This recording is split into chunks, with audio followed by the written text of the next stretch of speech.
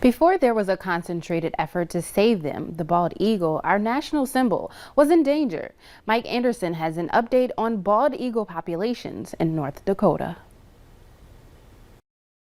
Bald eagle numbers in North Dakota declined in the 1900s because there weren't any federal laws in place to protect them. In 1978, they were listed on the federal threatened and endangered species list, and that's when conservationists started working on bald eagle restoration efforts to foster an epic comeback. In the 1970s and 80s, there were probably less than 3 nests in the state. And then through the 1990s, they started increasing. By 2010, we had almost 100 nests in the state. 2020, we're at about 300 nests. So in just the last 10 years, we've tripled the number of active nests in the state. Johnson says bald eagles, our national bird, easily identified by their white head and tail, were removed from the endangered species list in 2007 after numbers rebounded significantly. We actually have close to 500 nest sites that we have documented, but we think more than 300 are active at any one time. And there is a reason it took bald eagles some time to bounce back after federal laws were put in place. Bald eagles are a really long-lived species. They'll live 30 years, and they don't start breeding until they're at least 5 years old, probably older. So because it's a species that takes quite a long time to mature, it just took that long for the population to really start increasing. Historically, in North Dakota, bald eagle nests were found along river corridors. Yet that's not the case today. Well, they've proven to be quite adaptable, and they will nest in trees, out in the middle of pastures, in the middle of fields, really anywhere where they've got a food source nearby, and it doesn't necessarily have to be water either. Since the bald eagle was removed from the endangered species list in 2007, the U.S. Fish and Wildlife Service and state wildlife agencies are continuing to monitor the population. What we're doing is just monitoring the number of nest sites that we have in the state. This is Mike Anderson in the North Dakota Outdoors.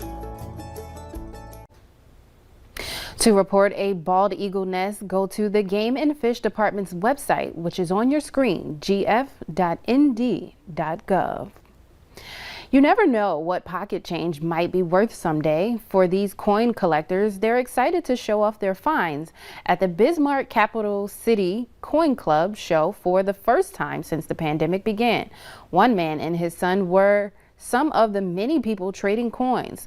The man says he first started collecting and selling coins in the 5th grade when a family friend gave him a dime. Now his son trades as a hobby too. The neat thing about it is a lot of father-sons, a lot of father-daughters, a lot of families show up to these, and they're collecting together. So it's a good family activity. Organizers say they've had a record number of sellers and shoppers. Some even traveled as far as 300 miles away to see the show. We're all living through a big chapter in history, one likely to be covered in textbooks and museums. The Library of Congress has already started a virtual exhibit about the pandemic. Amy Cho takes us inside. Painting the picture of the past year, these portraits capture heartbreak, but also humanity, everything we've endured in this pandemic. This collecting has been extremely moving and beautiful and meaningful. Curator Catherine Blood with the Library of Congress. They've been hard at work for a year and counting, pulling together this online exhibit. The images and the artworks can connect us. They can show that our experiences are shared. That includes the rush to stock up on supplies, the sidewalks that became streeteries, and the endless lines at testing sites. Some pictures honor lives lost due to COVID.